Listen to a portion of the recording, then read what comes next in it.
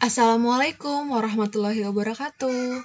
Selamat pagi anak-anak, bagaimana kabarnya? Semoga dalam keadaan baik-baik saja. Alhamdulillahirrahmanirrahim, pertemuan pertama yang minggu lalu berjalan dengan lancar. Sebelum kita mulai pembelajaran hari ini, Ibu akan review dari video-video kalian. Yaitu kemarin Ibu memberikan 5 buah video yang mana video tersebut merupakan contoh-contoh dari dampak akibat limbah yang ditimbulkan oleh masyarakat dan berdampak pada lingkungan. Yang pertama adalah video mengenai keadaan atau dengan latar belakang di Indonesia sendiri. Kemudian di 4 video lebih diperluas lagi, yaitu di dunia ataupun di tempat-tempat lain, sehingga Ibu beri poin plus untuk video nomor 2 dan nomor 5 sampai nomor 5. Kemudian, maksud dan tujuan Ibu untuk memberikan tugas tersebut berhubungan dengan pembelajaran hari ini.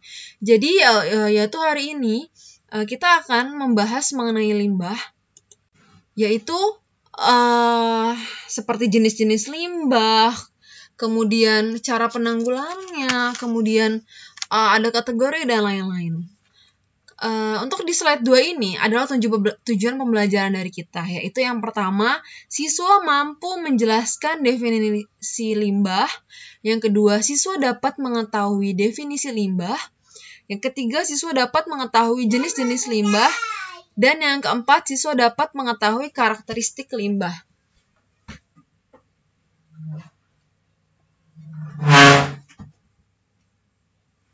Dari keempat poin tersebut bisa dilihat, yaitu ada keempat kotak di sini masing-masing dan bukan tugas sepertinya. Dan kalian yaitu harus atau wajib menceklis setiap materi yang sudah paham. Kemudian nanti PPT ini atau pada slide ini harus dikumpulkan di akhir bab atau akhir minggu di bab ini. Agenda pembelajaran hari ini yaitu kita akan membahas mengenai jenis-jenis limbah di pertemuan kali ini, yaitu jenis-jenis limbah ada limbah padat, cair, dan gas. Kemudian yang kedua, kalian akan membahas mengenai pengolahan limbah tersebut dan dampak limbah. Pengolahan limbah cair, padat, dan gas.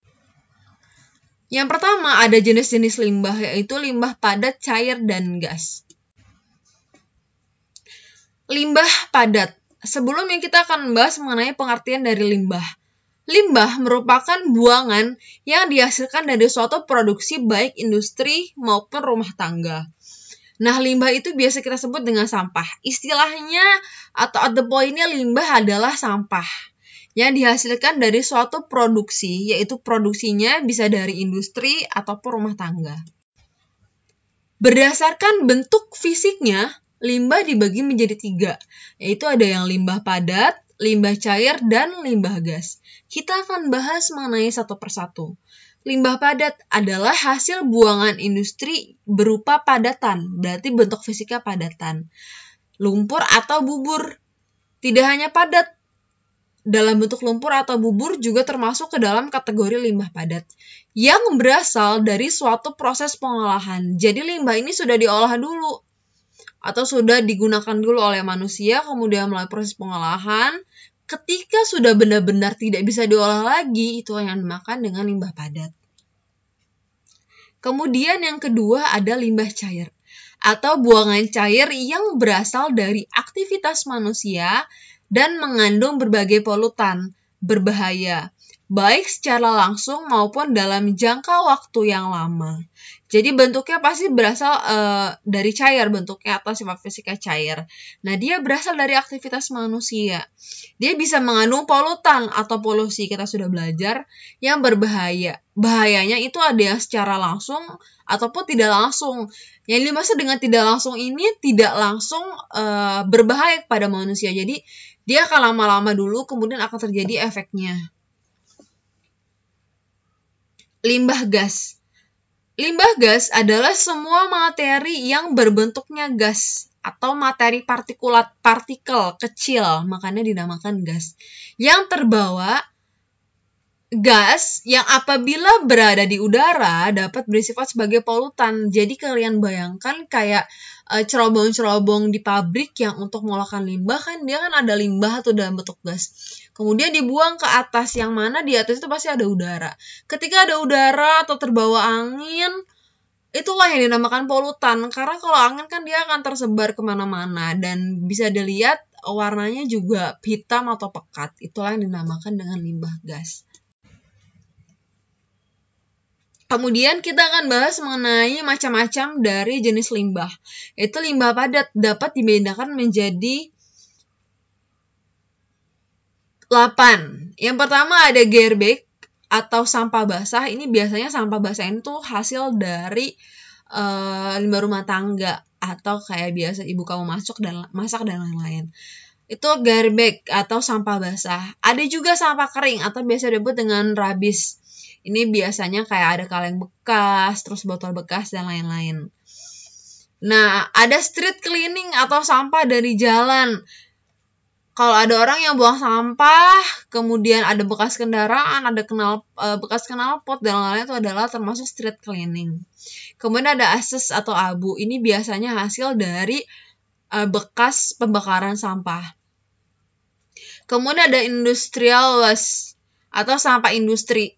Biasanya industri itu sampahnya bisa dari air limbah atau bisa dari cerobong dan lain-lain. Ketika sudah diproduksi atau dihasilkan dari industri, itulah dinamakan dengan industrial waste.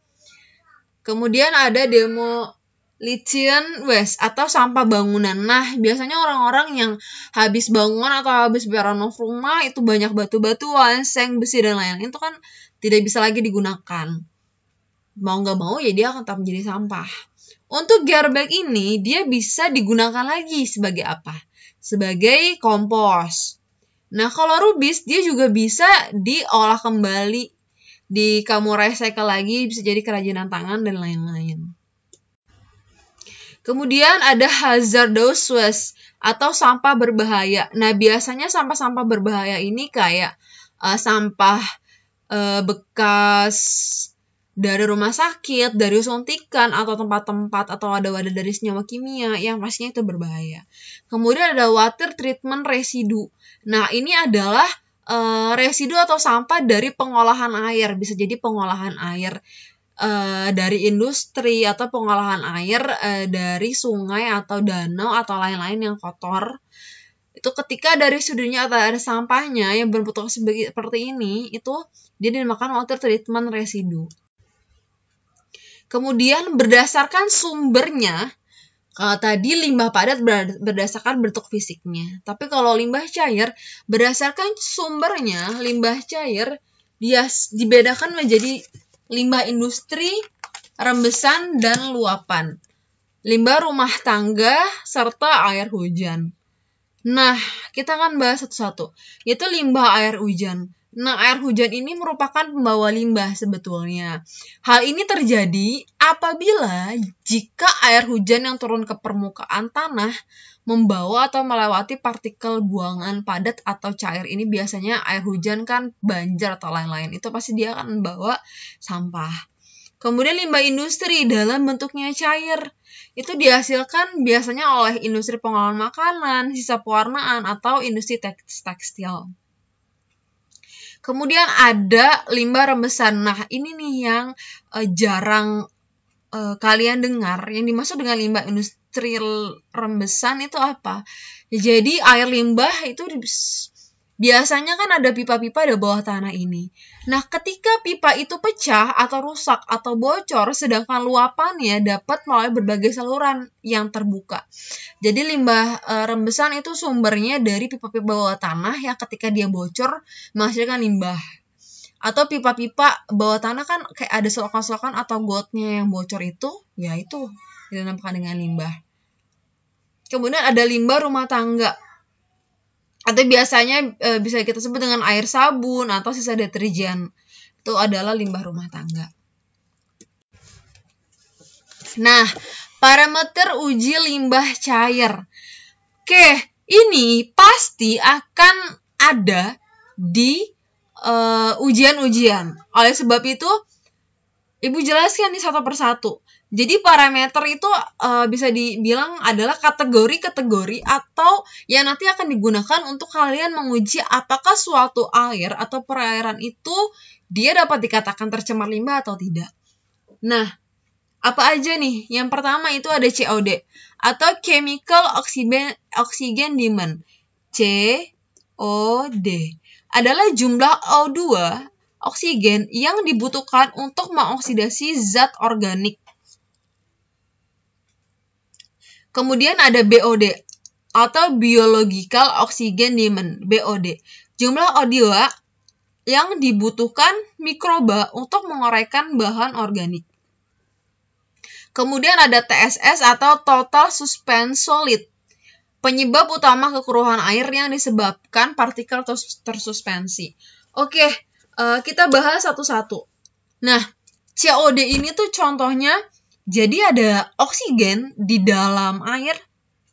Nah, oksigen di dalam air itu sebenarnya fungsinya tidak hanya untuk makhluk-makhluk hidup bernapas, tapi oksigen itu juga berfungsi untuk memecah-mecah atau mengoksidasi zat organik yang ada dalam perairan. Contohnya apa zat organik yang ada dalam perairan? Ya bisa jadi batu-batuan, kemudian tumbuhan atau dan lain-lain. Kemudian ada mikroba, ada BOD. BOD karena dia biologikal berarti hubungannya dengan mikroba atau bakteri yang fungsinya atau menguraikan bahan organik. Nah, TSS total suspensi, kita sudah belajar suspensi dan udah belajar koloid. Kalau suspensi ini biasanya penyebab kekeruhan. Jadi kalau kamu lihat ada perairan yang gelap atau yang hitam warnanya, yang pekat, itu pasti banyak suspensinya. Banyak kotoran-kotoran atau banyak limbah-limbah yang terdapat di perairan tersebut. Kemudian ada pH atau derajat keasaman yang mencirikan konsentrasi ion hidrogen dalam air. Kemudian ada VFA, volatile fatty acid atau asam-asam yang mudah menguap pada suhu air. Jadi ketika ada suatu perairan yang tercemar limbah pasti dia mengandung senyawa asam. Nah, senyawa asam ini fungsinya apa? Dia itu akan menguap ketika sudah berada di air dan berada dalam suhu air. Kemudian ada alkalinitas atau kapasitas air untuk menangkal asam.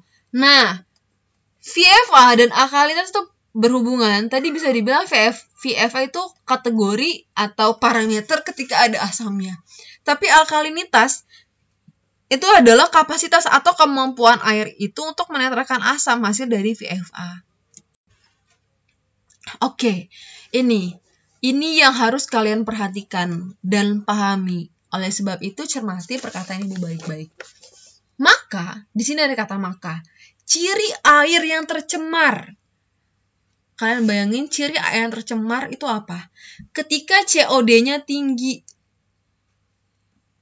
Ketika BOD-nya rendah. Kita akan bahas dulu COD dan BOD karena dia berhubungan. Kalau COD-nya tinggi, berarti senyawa organiknya dia akan tinggi, oksigennya akan tinggi, akan butuh lebih banyak oksigen untuk mengoksidasi si zat-zat organik ini. Ketika oksigennya sudah banyak dipakai untuk mengoksidasi senyawa organik, pasti berkurang kan untuk makhluk hidup. Oleh sebab itu, ketika oksigennya berkurang, makhluk hidupnya juga berkurang dan otomatis akan kekurangan oksigen dan mati. Itulah inti dari COD. COD-nya tinggi, oksigennya rendah, makhluknya juga akan mati atau oksigennya rendah karena dipakai untuk mengoksidasi. Kemudian BOD-nya rendah. Yang kita tahu adalah BOD atau kemampuan si mikroba untuk menguraikan senyawa organik. Yang disebut dengan mikroba kan bisa dibilang makhluk hidup. Jadi ketika makhluk hidupnya tidak punya oksigen lagi, BOD-nya rendah, itulah yang disebut dengan air yang tercemar. TSS-nya tinggi. Tadi kita sudah bahas TSS itu adalah faktor kekeruhan. Kalau semakin pekat suatu perairan, semakin tinggi TSS-nya, maka semakin tercemar air tersebut. Kayak pH-nya. Nah, pH dalam air ini pasti ini atau kurang dari atau sama dengan 7 atau netral. pH-nya netral. Kita sudah bahas pH itu dari 0 sampai 14. Kalau 7 ke bawah namanya asam, 7 ke atas basa. Bagaimana air yang baik? Sebenarnya air yang baik ya harus netral. Kemudian VFA-nya tinggi. VFA adalah jumlah atau asam-asam yang ada di perairan. Kalau di suatu perairan itu asamnya banyak, asamnya besar, pasti dia tercemar atau sangat banyak limbah asamnya. Alkalinitas juga berhubungan dengan VFA atau berkesinambungan nih sama nih. Kalau VF-nya tinggi, berarti kemampuan air atau perairan untuk menguapkan asamnya juga tinggi. Oleh sebab itu alkalinitasnya juga tinggi. Nah, oke, intinya apa? Ibu bilang itu adalah naik, turun, naik, netral, naik. Naik, turun, naik, netral, naik. Itu adalah limbah atau air yang tercemar. Berarti kalau ciri air yang baik adalah kebalikan dari yang di sebelah kiri dong. Oke, ciri air yang baik adalah COD-nya rendah karena senyawa organiknya rendah. Berarti oksigennya masih banyak dong, masih tinggi. BO2-nya harus tinggi karena semakin banyak oksigen, maka semakin banyak pula makhluk hidup yang bisa mengonsumsi oksigen tersebut. TSS-nya rendah, berarti si suspensi solidnya rendah. Airnya tidak keruh atau sedikit keruh. pH-nya netral. Kemudian VFA-nya rendah dan alkalinitas rendah. Kalau VFA rendah berarti jumlah asamnya juga rendah. Berarti alkalinitas atau kemampuan untuk menatakan asam itu juga rendah. Oke, yang terakhir ada macam-macam limbah gas. Yang kita tahu limbah gas itu walaupun seperti itu, yap. Yang kamu lihat cuman polusi dari knalpot dan lain-lain. Sebenarnya dia punya banyak zat-zatnya. Itu ada CO atau karbon monoksida, CO2 karbon dioksida, NOx nitrogen oksida, XOX sulfur oksida, HCl asam klorida, NH3 amonia, metan CH4, hidrogen fluorida HF, nitrogen sulfida NS, dan Cl2 klorin.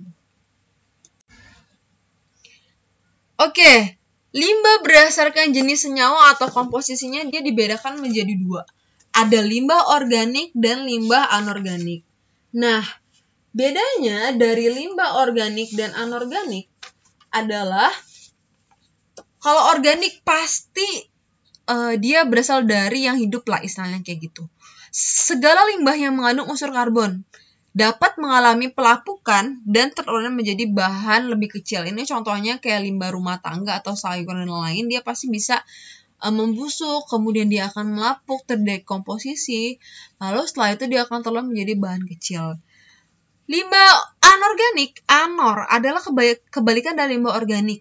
Yang tadinya dia mengandung senyawa karbon, berarti limbah anorganik tidak mengandung senyawa karbon. Contohnya seperti logam, kaca, dan pupuk anorganik. Kemudian, limbah berdasarkan sumber atau asal limbah dibedakan menjadi 2, yaitu ada limbah non-domestik dan limbah domestik. Oke, limbah non-domestik itu adalah limbah yang berasal dari pabrik, industri, pertanian, peternakan, perikanan, dan transportasi. Sementara kalau limbah domestik adalah limbah yang berasal dari rumah tangga, seperti kamar mandi, dapur, tempat cuci, pakaian, dan sebagainya. Berarti gampangnya kalau domestik selain rumah tangga, kalau domestik dari rumah tangga. Oke. Alhamdulillah untuk pertemuan hari ini kita selesai membahas sampai jenis-jenis limbah. Untuk agenda selanjutnya kita akan membahas mengenai pengolahan limbah dan dampaknya. Terima kasih anak-anak sudah mendengarkan. Semoga kalian mendengar sampai akhir untuk teori ini. Kemudian jangan lupa absen di e-learning dan cek tugasnya. Lalu untuk tugas-tugas yang belum kemarin dikumpulkan. Inti dari PJJ adalah nilai kalian lengkap dan juga absen kalian lengkap. Terima kasih atas perhatian dan semangatnya untuk menjadi lebih baik lagi. Ibu ucapkan mohon maaf apabila ada salah kata dan kita harus lakukan diskusi di kolom learning. Ibu ucapkan wassalamualaikum warahmatullahi wabarakatuh.